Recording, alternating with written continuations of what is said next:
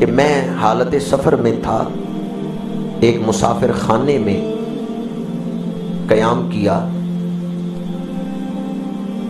سفر کی وجہ سے کپڑے بوسیدہ تھے، گرد و غبار پڑا ہوا ہے۔ جب میں مسافر خانے میں داخل ہوا تو کچھ درویش وہاں پہلے بیٹھے ہوئے تھے جو خربوزہ کھا رہے تھے۔ وہ داتا صاحب کو نہیں پہچانتے تھے کہ یہ کون سی ہستی آئی ہے، اور داتا صاحب نے بھی اپنے آپ کو چھپایا ہوا تھا۔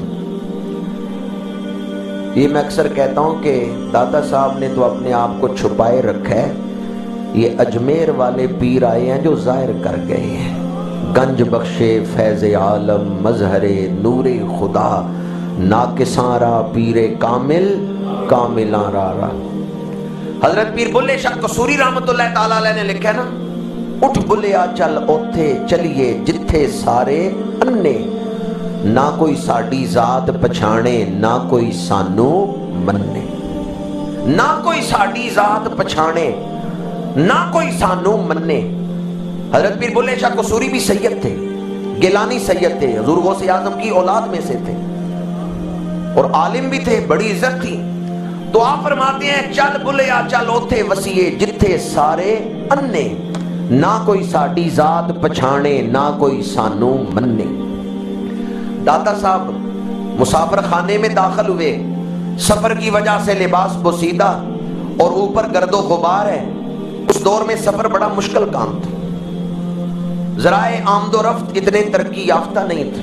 آج سے 10 صدیاں پرانی بات ہے، 100 سال پہلے کی بات۔ داتا صاحب فرماتے ہیں جب میں مسافر خانے میں گیا، کچھ مسافر وہاں بیٹھے خربوزہ کھا رہے تھے، میں تھوڑے فاصلے پہ بیٹھا، انہوں نے مجھے وہ مانگنے والا فقیر سمجھ لیا، تو خربوزے کے چھلکے، خربوزہ کھا کے چھلکے وہ مجھے مارنے لگے، میری طرف پھینکنے لگے۔ داتا صاحب فرماتے ہیں کچھ عرصے سے میری منزل رک گئی تھی، میرا سفر جو روحانی تھا وہ رکا ہوا تھا، میں دعائیں کر رہا تھا، راز نہیں کھل رہا تھا۔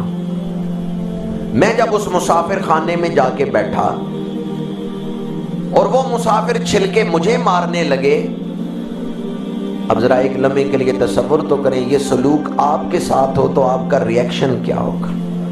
آپ کہیں بیٹھے ہوں اور 5-7 دوست کوئی خربوزے کھا رہے ہوں، وہ ساری چھلکے آپ کو مارنے لگیں، آپ کا رد عمل کیا ہوگا؟ انا پہ ضرب لگتی ہے تو وہ امتحان کا وقت ہوتا ہے۔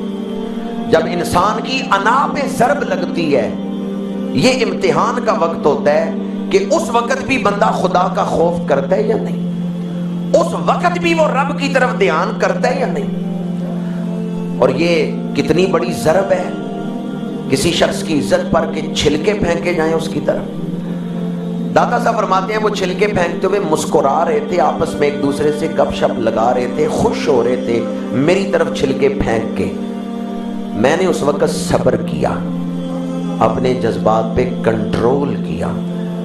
میں نے کہا یہ بھی اللہ کی مخلوق ہی ہے، چلو کچھ دیر ان کو خوش ہونے دو، مجھے چھلکے مار رہے ہیں تو کیا ہوا، انہیں کچھ دیر خوش ہو لینے دو، خوش ہو لینے دو ان کو۔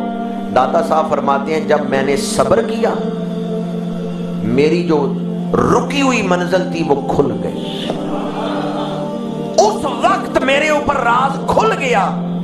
صبر کاشف راز ہے۔ داتا صاحب فرماتے ہیں اس وقت جب میں نے مخلوق خدا کی خوشی کے لیے صبر کیا، اللہ نے اپنے قرب کے خاص دروازے میرے لیے کھول دیے۔ داتا صاحب نے معاف کیا نا ان کو۔ اگر داتا صاحب دعائے جلال کرتے، اگر داتا صاحب دعا کرتے یا اللہ ان پہ عذاب نازل کر، کیا حال ہوتا ان کا۔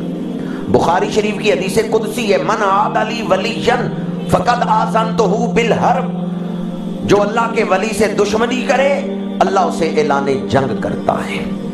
من عاد لی ولیا فقد آذنتہ بالحرب، جو اللہ کے ولی سے دشمنی